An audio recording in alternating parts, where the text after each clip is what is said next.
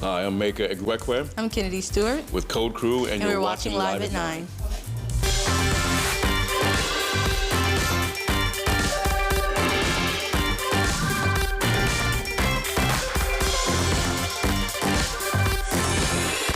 Good morning on this Friday, August 15th. Welcome to Live at 9, where Memphis comes alive. Along with your top news, weather with Todd Demers, and trending topics and coffee with Corey. Here's a look at our guest lineup. A man left with 4 broken ribs and 12 stab wounds in a car theft is getting a special gift this morning right here on Live at 9 after his injuries caused the blues fan to miss last year's 20th annual Memphis Tri-State Blues Festival. You won't want to miss this exclusive encounter arranged by Live at 9. Plus, interim MATA CEO Bakara Malden is sharing what's coming out of her Transforming Transit Community Tour as funding challenges jeopardize the future of Memphis transportation. Also, Memphis Area Legal Services new CEO Nicole Grida is here to share her vision for the free legal assistance program supporting those who need it most. And that's not all. We're also elevating your sense of style with a live fashion show courtesy of River City Jazz Fest. Models will dazzle you with high-end looks perfect for your night out. So they're all here and ready to go. But first, be sure to record the show so you never miss an episode, and connect with us online at our website, liveat9.tv. That's also our handle on social media. And now topping the news here at 9, another day of heat warnings and advisories leads to the opening of an emergency cooling center in Memphis. And this is the location. Beginning at 10:30 a.m., you can call that number, the Hospitality Hub, to schedule a pickup. That number is 901-297-1680. The center itself opens at 11 a.m. for anyone needing a break from the heat. In some parts of the greater Memphis area saw some rain early this morning, a brief reprieve, but more showers could develop later today as well. And weather expert Todd Demers is now tracking the chances for rain as those rising temperatures are coming. Here with a look at the forecast. Hey, Todd. Hey there. How'd you make it through yesterday? It was pretty tough, right? I was indoors. Oh, well, that makes it a little bit easier. Well, that's what we recommend a lot of times. Staying indoors in the air conditioning, or making sure you drink lots of water or find the shade if you're going to be outside. Whatever it takes to help your body deal with this excess heat here in the Mid-South, whatever you can do to help yourself stay cool will help keep you healthy as well. Now, yes, you're right. We did see a few stray showers earlier this morning, but now we're back under the sunshine and those temperatures are climbing. And just like yesterday, heat advisories, heat warnings, heat index values will be topping 110. We've had that rain lingering across northeastern Arkansas, now in the Boot Heel of Missouri, crossing over the river into portions of northwest Tennessee. Ridgely, Big Boy Junction, Cloverdale, and Dyersburg all within about the next half hour. Expect a few of those heavier showers to roll through and keep you cool. But you can also see on Storm Tracker 3S here pretty much a clean sweep now. Yes, to a few clouds, but for most of us it's the daytime heating and that afternoon heat index near 110 that will make it so uncomfortable. I do have some good news as far as a cold front trying to work its way through the area as we head into the weekend, and so we have one more day of these heat advisories, and then the humidity values are going to start to come down tomorrow. Heading out to the golf tournament, it's going to be brutal today, but just drink lots of water and find the shade. The weekend is looking a whole lot better with the cold front, the stray showers, and that lower humidity. Coming up, we're going to talk more about the rest of the weekend and beyond. And if you're thinking about heading out to get car wash this weekend, it looks like the weather is going to be cooperating. Much more with your forecast coming up for you in just a couple of minutes. All right, thank you, Todd. The Memphis Area Transit Authority kicked off a series of meetings to talk about the agency's future with the public. During one of those meetings this week, MATA officials revealed a plan to cut some bus routes and trolley lines in order to balance the budget. And to talk about that and much more, the interim CEO of MATA is here with us this morning. Welcome back to Bakara Malden. Beautiful in green. Thank you, MATA Green. MATA Green, there you go. Okay, well, first, can you explain some of these financial hardships that we've been hearing about? Well, there are 3 things that we know for sure. That over time, due to the increased costs of doing business and funding that has remained flat along with flat ridership post-pandemic, we've experienced a bit of a budget shortfall. But it's important that we have a balanced budget so that we can have a sustainable organization for this community so that we can provide those transit services. I think we're all doing the same thing in our homes because of the inflation, and we're trying to do the same with less, right? Absolutely, absolutely. Just as a loaf of bread costs a lot more today than it did 5 years ago, it costs a lot more to operate a transit authority today than it did several years ago. Okay, so where do we go from here? And you've been going out into the community. We have been going out. Our Transforming Transit tour started this week, and it's going to continue through September 30th. And so since I started as the interim CEO, I pledged to do this in conjunction with the community. This is not my transit authority. This is our transit authority. And so we want to hear from the community. We want to know what's important to them. We want to know what routes they need to get to work, to get to the doctor, to get their children to school. And so we are having these tours. We're seeking feedback from the community. Our next one is on August 19th at the Germantown Library. And so we're just encouraging everyone to come out to those meetings. You can find the full list of meetings at www.mattertransit.com. I know the city of Memphis hired a third-party audit. Yes. Where does that stand right now? How far along? Well, we are about to kick that off. And let me just say, I truly applaud Mayor Young for doing that. You know, my late mother always said to fix a problem, you have to acknowledge it and talk about it, right? And so Mayor Young has elevated transit in the greater conversation in this community. And we're excited to get down to business with those auditors. And those results should actually show how funding has remained flat while just the cost of doing business has increased over time. And so we're basically making these tough decisions now so that we can have a more sustainable transit authority into the future and then have somewhere to grow. Okay, and so we saw about the cuts to the bus routes. I saw that they are the low ridership routes. Can you just explain how all that's being handled and how do you make up for people getting around? Well, let me say first, there have been no final decisions on what routes. Now, we are at the community meeting showing some scenarios for what could be in terms of recommendations, but we truly are listening to the community in terms of what the final route structures will look like. And so going from there, we do track our ridership, our number of boardings. For instance, in FY24, which ended on June 30th, we had 3 million boardings all across the system. And so we track all of our different routes to see how many people are boarding on each of those routes throughout the day. And that's a what time span? That's from July 1 to June 30th. That's our fiscal 1 year. year. Okay, got it. And do these cuts mean jobs are on the line?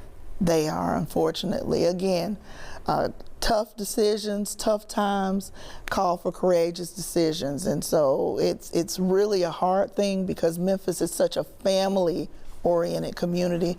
But there are some tough decisions that are in the future. And so you're really encouraging people to attend these meetings. Please, please attend these meetings. And we are talking to our employees as well as our community members. We're wanting everyone to weigh on this because, again, we want to emerge from the ashes of this moment in time as a better transit authority for everyone. All right, Bakara Malden, interim MATA CEO, thank you so much for joining us and talking about this difficult situation. Yes, and thank you so much for always having us, and we look forward to continuing to share more information with you all as the situation unfolds. We want the people to know.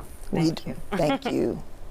Okay, when a Memphis man was attacked by a contract worker last fall, it turned his world upside down. Seriously injured, his car stolen. Melvin Harris also missed his concert he had wanted to go to and had been looking forward to. Well, 1 year later, the show's promoter is here in his studio, and so is Mr. Harris. Don't miss this special exclusive surprise that's coming up on Live at 9.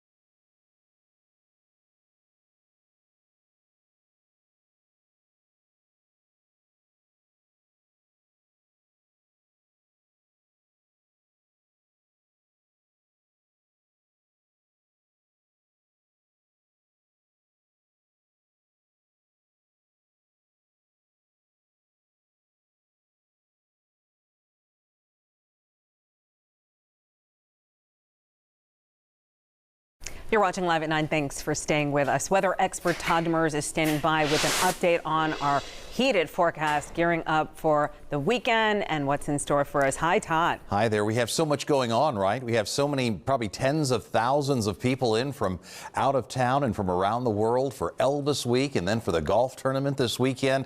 Today it's going to be another tough day to be out and about with the sunshine and the temperatures climbing. We're on our way back into the mid and upper 90s for highs, but more importantly, that heat index nearing 110 is what makes it so dangerous to be outside for those extended periods of time. You see, of course, the advisory and the warning, but I'm also sharing with you some heavier showers that have been rolling out of the boot heel of Missouri and into northwestern Tennessee. So Dyersburg and Kenton, all between now and about 10:15.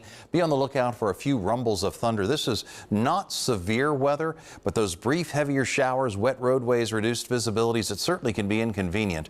So I urge you to slow it down if you encounter one of those showers. Otherwise, it's all but a clean sweep here on Storm Tracker 3S for the immediate Memphis and the metro area. We did have a few stray showers roll through earlier this morning, and there are more on the way, hopefully enough to cool you down.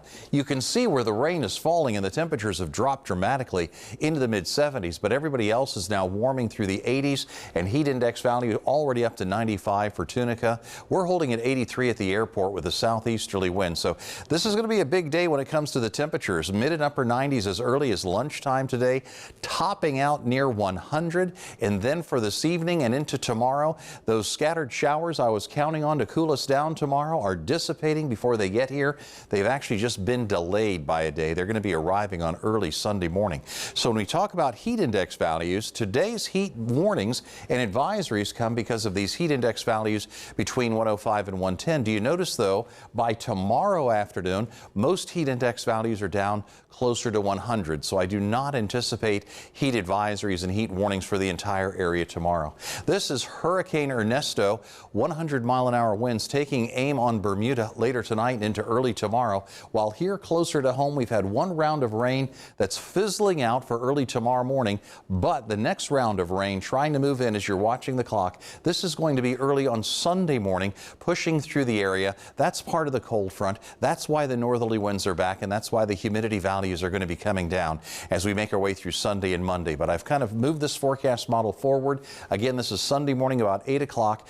Be on the lookout for a few stray heavier showers to push across the area. Not any kind of weekend washout, but that rain will be noticeable. Only a marginal risk of severe weather across the Mid-South. I'm not expecting any kind of severe weather outbreak, but an isolated thunder shower, much like the ones we're seeing this morning, simply cannot be ruled out. So we have the heat advisory in effect for today.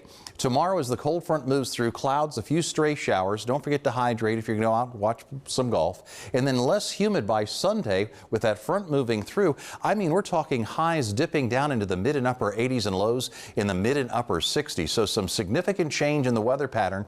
The transition will begin for us tomorrow with the less humid weather on the way. But we still have that one more day. We have today with the heat advisories and heat warnings. So please slow it down and let's be careful out there.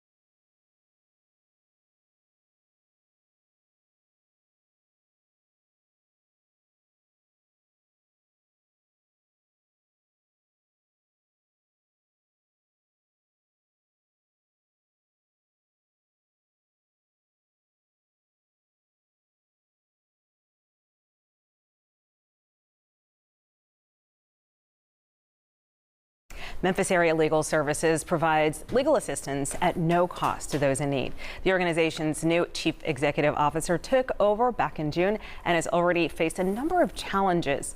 To discuss her new role and the future of Memphis Area Legal Services, CEO Nicole Gritta is here with us this morning. Thanks for coming in. Thank you, Kanji. Thanks for having us. So can you just explain what your organization does and your role? Absolutely. We are the primary provider of free legal assistance for civil legal matters in West Tennessee, the counties of Shelby, Fayette, Tipton, and Lauderdale. Whoa, that's huge. And so when you say civic, can you explain that? Yeah, so we represent clients in housing matters, consumer matters, family matters, benefit matters, no criminal matters other than expungements. We do help folks with those. Gotcha. Okay. And so what are you taking on as CEO? What is your role there?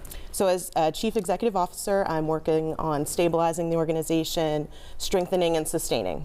We've been around for over 50 years, and I'd love to see us be around for another 50 years. And so part of that is funding, part of that is evaluating operations, part of that is making sure my team has the tools and resources they need to serve the clients. Okay, so I know that Memphis Area Legal Services lost some funding from Legal Services Corporation. Can you talk about that impact and how you move forward from that? So the impact of that was, a big impact. It was one of our major funders, but we moved forward in that we applied for the funding. That was my first day in the office. Wait, what? Yeah, Wait, first start day up. in the office. Day one. Day one. And you're like, oh, we're applying. And I knew we were applying. I had served on the board of directors for about 9 months before I was hired as the CEO. Yeah. So I knew that we were going to be reapplying for those funds. Right. We got that application in on time. We just finished doing an assessment visit with LSC, and we are optimistic that we have put our best foot forward and we'll regain that funding. Well, I know that funding is tight all around right now, and so not as much money is going out. So how do you remain sustainable? We remain sustainable by diversifying our funding. That's definitely an area of opportunity, something that I hit the ground running, looking at and assessing when I joined the team. We're looking at state funding, we're looking at local funding, we're looking at foundations locally, nationally, statewide that support programs like the ones that we provide every day. Wow. Okay. And so if you could just explain what is a typical, week like how do people engage with your program? Absolutely. So people who need assistance, they can call us. They will get directed to the unit that they're seeking assistance from, say the housing unit, the family unit. So you have like division units. You have, okay. Yes. They'll fill out an application over the phone. We also take applications in our office. They can come and fill them out. We also see people at legal clinics, other community outreach. We get referrals from the local bar association, from faith-based organizations, from other community partners, and we just try to help them. So what's the vision moving forward as you diversify funds? Yeah, so the vision is to sustain, strengthen, and move forward. So part of that sustaining is finding the funding, but it's also making sure that we remain in touch with what the needs are, what the civil legal needs are of our community, and that we're listening to the people that we're serving so that we can serve them better. All right. And is the phone call best, or how there's some intake and onboarding online? What's the best way? Best way to take advantage of our services is to call in 901-523-8822. Okay, and then there's also that toll-free number I see too. That would be another option, 866-361-9001. Thanks so much for coming in and letting people know that there is a lifeline out there if they can't afford legal services. We appreciate the opportunity and we look forward to serving the people. All right. And thank you. We are just 2 minutes away from a special surprise for a Memphis crime victim who missed out on a special concert for him last fall. Plus, learn how one U of M coach made history this week. More Live at 9 coming up.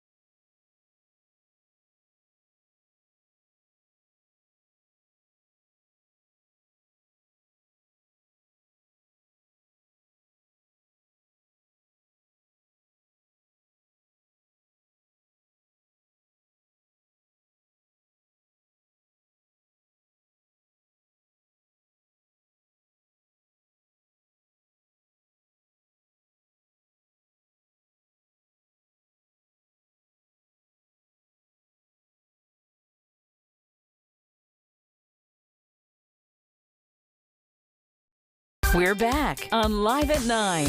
Now, here's Kanji. Melvin Harris, a blues fan and longtime Raleigh resident, faced a harrowing ordeal that cost him more than just a missed concert. But today we are here to turn those blues into a melody of hope. Joining us now, Melvin Harris, his wife Norbert, and Julius Lewis, the founder of the Tri-State Blues Festival. Welcome, everybody. Hey, how you doing? Okay, so let's go back, Melvin. It's so interesting what brought us here. You had a really rough day. Where you were seeking handyman work from someone. Okay, tell me what happened that day. On that day, I was planning on going to I was getting ready to go to the blues show, so I had a little work to be done that morning. So I didn't want to do it, so I went up on the corner to find someone to help me do the work, but I ended up picking up the wrong guy. What happened? Well, after I took him back to the house, that's when he did what he did to me. He stole your car. We see you there. Yes. We interviewed you before, and so it was you were stabbed repeatedly. You tried to get him to stop stealing the car, and he kind of dragged you. Yes. Right. He drove me down the street. Norbert, as his wife and caregiver, can you just talk about what it was like to see him injured like this, and broken ribs, and then the recovery? It was awful because when I got home, they called me. I wasn't home when I got the call. He was on the front porch. They was working on him. So they had stabbed him in his head. They broke his rib. Like I say, they had drugged him. It was a bad ordeal at the time. And I think you know how much he loves blues. Did he mention that day when that had happened? Oh no, the concert. Like, what happened? He said, "I'm supposed to be at the blues show now." I said, "You at the blues show at the hospital?" So yeah, that's the blues. Okay, so now let's get to you, Mr. Julius Lewis. How did you hear about this? I was watching Channel 3, and I saw the story, and he said, he just said, "I just got to be at the blues show," so I just, I said, next year I'm gonna try to make it happen for him to make sure he's there. Okay, and so then you reached out, and next thing we know, I reached out to you. Went out on Facebook, and you guys were able to connect. Tell me what it is. I know you. It was the 20th anniversary of the blues show that you founded. Yes. And so you missed that big one, huh? What is your intention? Well, this year, my intention is for him and his wife to have a great time. I have tickets with him right now. Also, come backstage and meet some of the artists. You just go out and have a great time this year. Do you have the tickets in your pocket? I got my tickets right now in my pocket. So tell me what it feels like to see someone knowing that you were hurt, but they want to reach out to you like this. What does it make you feel about our town? It makes me kind of feel kind of sad that that everyone would step in and show love for me and everything. So it's sad, meaning it's just so touching that it hurts? Yes. Because something touching can hurt. Tell me why it's important, Julius, as a business owner, to make good on the community, to try to turn things around. Well, he could have been doing a lot of other things that day. It happened, and he wanted to support us. And he said he's been going out there for years, and we want to make sure he come out. And this is what the festival's about. Every year we've been doing it for 21 years, and it's about people coming out together like a big family reunion every year. What can we expect? Just tomorrow, well, I think we only have maybe 110 tickets left right now. Yeah, so it'll be almost 8,000 people at the Landis Center tomorrow. You expect Tucker, King George, Pokey Bear, Westlove. Melvin's over here shaking his head. J1. So we're gonna have a great time tomorrow night. And Norbert, how does it feel to just see this turnaround here? It's a blessing, that someone thought enough of him that he wanted to give him the opportunity to be there this year. All right, so are you ready to meet your blues? I'm ready for the blues show. All right, let's see those tickets. Okay, here you go. Yeah, we have to see this handoff. Okay, here you Congratulations. Thank you. Thank you so much. Enjoy your concert. All right. Thank you so much, Conji.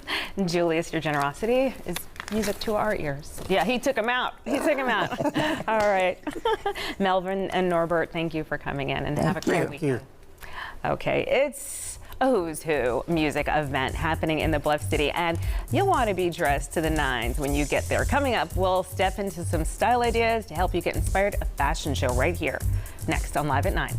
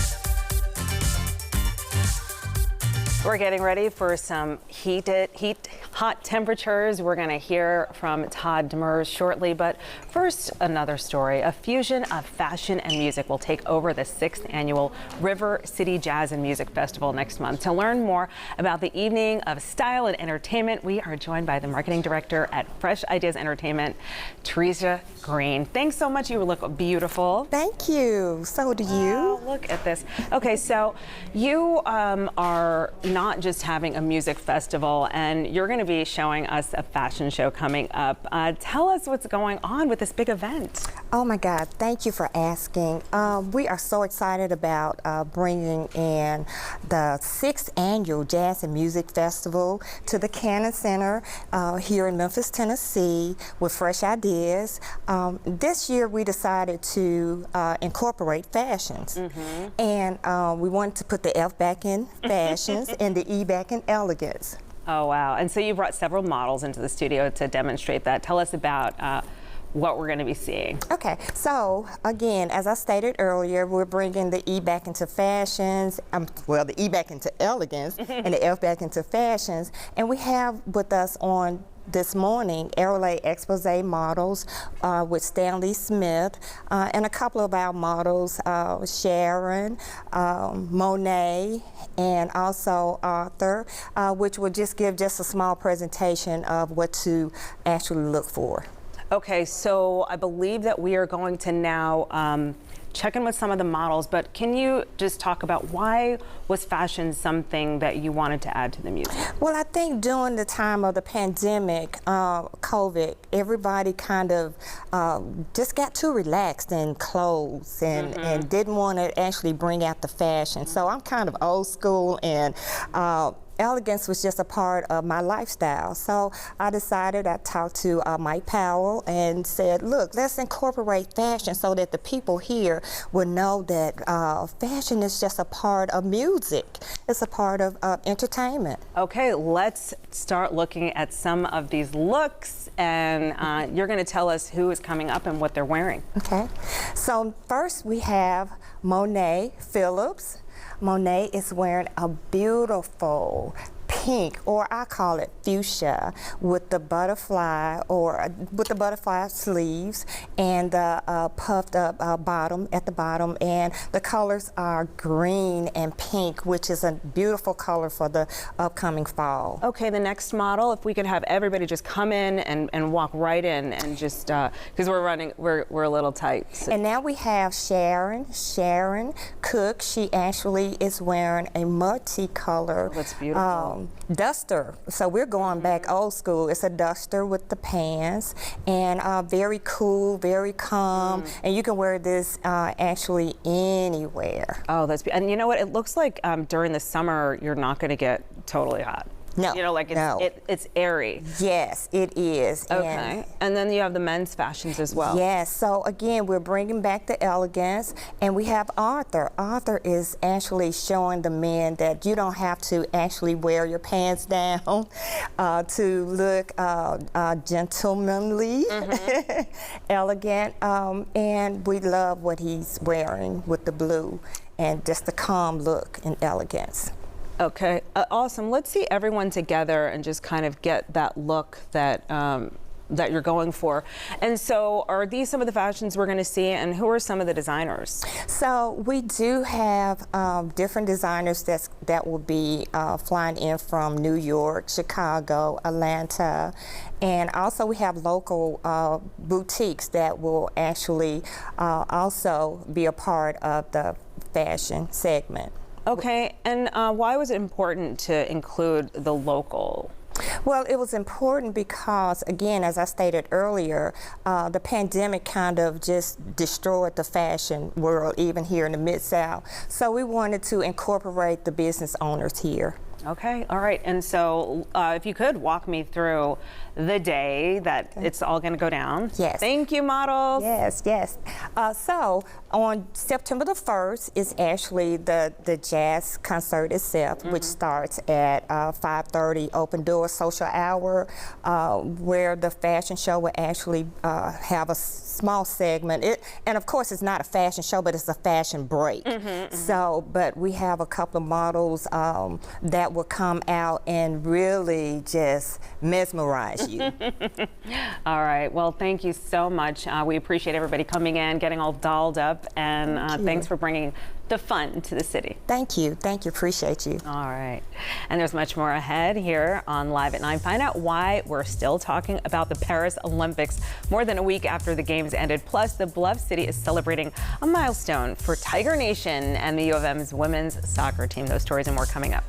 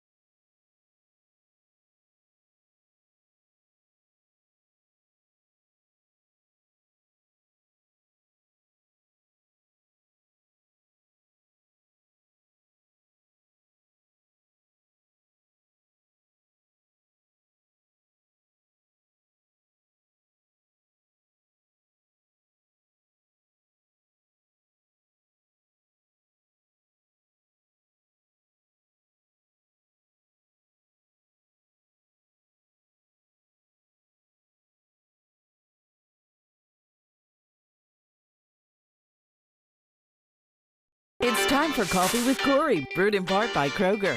I always look forward to these. First of all, no, we didn't know this was going to happen. I love how that organically happens because that just means we're on the same page, and I love when we're on the same page. Yes. Like, absolutely. All right, time for Coffee with Corey. Yeah, so good morning, everybody. Calling it unjust and a significant blow online, American gymnast Jordan Chiles has been ordered to return one of her medals from the Paris Olympics. So Chiles initially finished 5th in the 8 women final before the Team USA appealed Chiles' score, asking to receive credit for a maneuver more of a difficulty that would boost her score. Well, the appeal was granted, moving Chiles into 3rd. Well, she was awarded the bronze and participated in the medal ceremony following the competition, but Romania protested, and now their gymnast will be awarded the bronze during the ceremony later today. Well, the 23-year-old Chiles, who will return to competition in January when she starts her junior year at UCLA, has also been subject to social media attacks, some of them racially charged. USA Gymnastics has said it will continue efforts to let Chiles keep the medal. I am so confused right now. And I know that she kind of backed off social media and everything. Like, you go through all of that, and then there's always like it was the scoring for the difficulty. Right. But then also it was like, oh, your coach didn't get to the 60-second. And then it was like, we did. We showed you we were 13 seconds early. ahead. And it was just like, what a mess. So they're still going to like appeal it. I don't know, whatever you can do next, they're still going to try to get the bronze back for She her. was shorted her points. She didn't get the points for the difficulty. She should have gotten those points. There is no reason. I just don't even understand this at all. It's so confusing. I don't know either. I don't know. I don't know. Okay, so moving on. Our next story is always about soccer. We love talking about soccer. Oh, yeah. I know, right? So the University of Memphis women's soccer team is back in the headlines after winning their first match of the season. So the victory over Alabama A&M last night also marked the 300th win for head coach Brooks Monaghan. Yeah, so he joins a list of 45 Division I women's soccer coaches to win 300 career games, and he is one of 17 to reach the milestone with the same Division I program. Monaghan also took over the U of M's women's soccer program heading into the 2000 season, and 14 league championships, 12 NCAA tournament berths, and 300 wins later, he's molded the program into a national brand. He also earned Conference Coach of the Year distinction 4 times, including, of course, last year. Next up for the women's soccer team, Memphis will hit the road this weekend and take on Missouri on Sunday, August 18th at 7 p.m. That is a stellar program. I'm just so glad we're shining a light on it because, I mean, I just didn't know. We did all last year because they were just doing phenomenal, right? Yeah. And so going into this new season, please go out and cheer them on because they are phenomenal. And I could watch soccer morning, noon, and night. I just love it. I just because love you it. play it. That's so cool. I in watch real my son life. play it. Like no matter what age, I will watch because it's just such a fun game. Oh my okay, gosh, so congrats. moving on to our final story. Dr. Dre is planning to play a major role in the LA 2028 Olympics, but not in the way you may think. Okay, so you saw him performing alongside Snoop Dogg during the Paris to LA handoff ceremony over the weekend, right? But in an interview with Entertainment Tonight, the rap star and music mogul shared that he wants to compete in the next Summer Games. So Dr. Dre says he's serious about trying out for the U.S. archery team, and he's pretty good too. So he video posted on his Instagram stories show him hitting the bullseye. Dre says that he's been practicing at the distance about 90 feet from the target, but he'll have to up his game because at the Olympics, archers shoot at a distance of, well, more than 200 feet. So you got to back it up a little bit. But Back that thing so cool. up, Dr. Dre. I mean, he has to double his distance. That's. I mean, I love it though. It's just shining a light. So yeah, we're going to be checking that out. Yeah, he'll keep people. Something to look forward to. Sure. You're just like, well, no, it's just that it's a very big thing to say you're going to do, but I like that at any age you can still try, right? And for him, I think he's a perfectionist, so he might be able to do it. You know what? You never know. You never know. Okay, all right. We're going to be watching. Thank you so much. Have a great an amazing weekend. And I'll have your people call my people again. I know. Monday, we're going to coordinate again. Yes, coordinate. Okay. We'll be right back.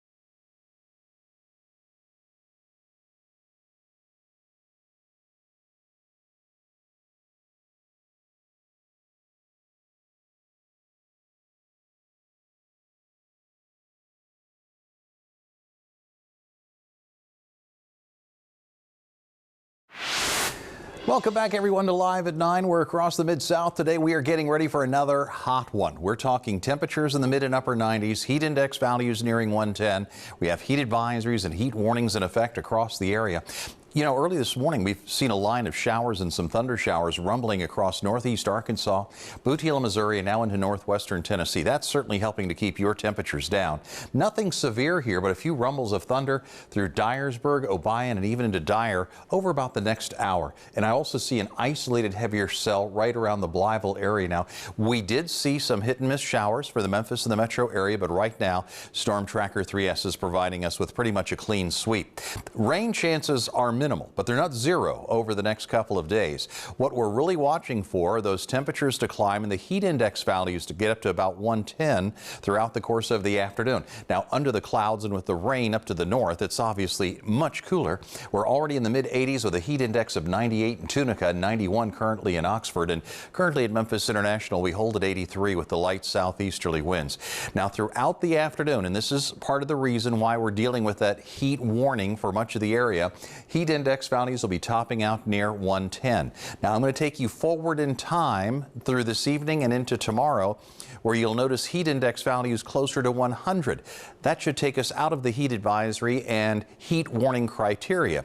So while, yes, it may still be hot for tomorrow, it's not going to be as hot, and I don't think we're going to have to deal with these heat alerts again. Just remember to slow it down and use some common sense. Today, though, is going to be much like yesterday with the warnings and the advisories across the area. The latest heat dome is continuing to hold out west as some slightly drier and cooler air has been spilling in across the eastern half of the nation. Let me share with you when I think the next round of rain's coming in. Watch the clock, and now I'm taking you all the way out to Sunday morning. Heavier showers with our latest cold front pushing across the area. Again, this is Sunday morning. Not a washout, but it certainly is going to get your attention on Sunday morning. And behind that, we have the northerly winds really beginning to kick back in across the area, and that's going to help bring the humidity down as well. But today, it's still all about the heat and the humidity. Tomorrow, we'll begin our transition. It's still going to be a warm weekend. Be sure to hydrate if you're heading out to the golf tournament, either Saturday or Sunday. But the humidity values are coming down. And look at these temperatures for next week.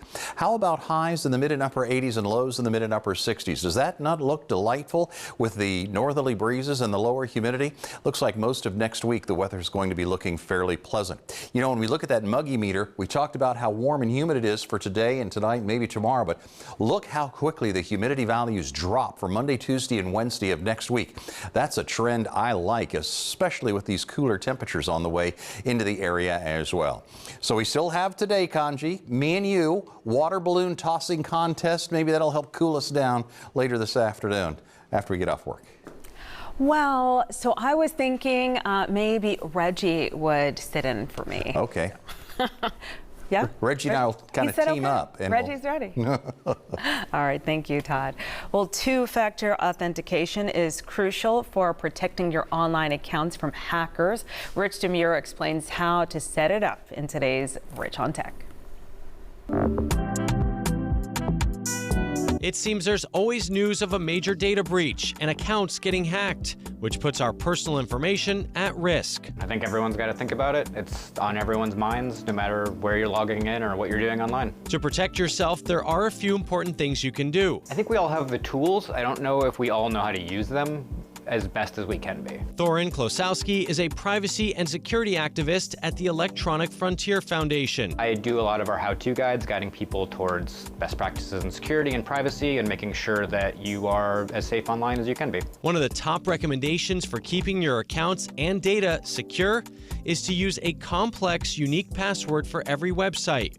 Apple is set to make this process easier with the introduction of a dedicated passwords app in iOS 18. Hopefully it'll get more people using them. On Android, you can use Google Password Manager or a third-party app like Bitwarden, which is free. But the second key thing to do is turn on two-factor authentication, especially for important accounts like email, banking, and social media. It's a little odd to get used to, but it is very helpful, even if you are using unique passwords everywhere. So even if someone got your password, they would still need to enter a secondary, randomly generated code before they could log in. This is often texted to your phone, but the most secure option is to use a two-factor app. Duo Mobile and 2FAs are popular options. Right now, Two-factor authentication is one of the best things we have to protect our accounts. If your password is the door handle, two-factor authentication is a deadbolt for your accounts. All right, that was Rich DeMuro. The Orpheum Theater is hosting a special one-night-only event later today. House organist Tony Thomas is going to accompany the 1925 silent thriller, The Phantom of the Opera, live. How interesting is this? The theater says that their mighty Wurlitzer was created and designed for opportunities just like this tonight. Tickets for this event are a suggested $10 donation at the door. Very interesting to see. And now, here is Bradley Blackburn with more entertainment headlines around the world. It was utter chaos. Let's Make a Deal Primetime returns tonight with a brand new Zonk, a troupe of plush toy otters that become host Wayne Brady's unlikely nemesis. And for the first time ever, the big prize gives a lucky contestant a chance to win every car offered in the episode. Catch Let's Make a Deal Primetime tonight at 8 on CBS. When I think back on it now, it feels like there's two halves of my life. Nick Jonas executive produces and stars in the feature film The Good Half. The story follows Jonas's character, Los Angeles writer Ren Wieland, who returns home to Cleveland, Ohio for his mother's funeral. The funeral guy is just setting up some caskets. Who is the funeral guy? What is his name? It's Bob. Hi, I'm Bill, and let me show you what we got. Ren's homecoming means he also must face fractured relationships within his own family. It checked a lot of boxes, and then now looking up and seeing that the film is going to be out there in the world, and the real intention of it is to sort of create something that helps people feel seen. There's a lot of different perspectives from these very dynamic characters and kind of how each of them deal with this really tragic situation. The Good Half arrives in theaters today. Also coming to the big screen today, Elizabeth Banks stars as a facialist who takes drastic measures to protect her business and reputation in the dark thriller Skincare. The film is loosely based on a true story. That's your Eye on Entertainment. Bradley Blackburn, CBS News, New York. All right, thank you for joining us here for Live at 9 on this Friday.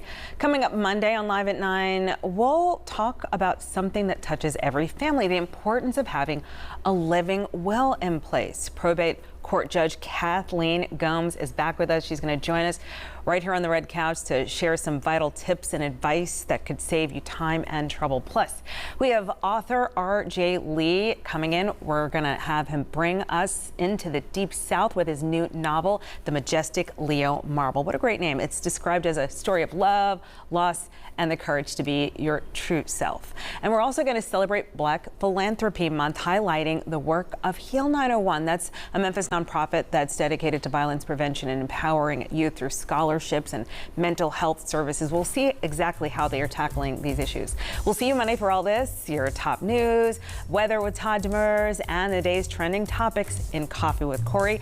And we want to hear from you, of course. So email your segment ideas to live@9@wreg.com. And be sure to visit our website. We have entire shows there, so you can catch up on anything that you may have missed. That website is live@9.tv. Have a safe and wonderful weekend, everybody. We will see you right back here on Monday.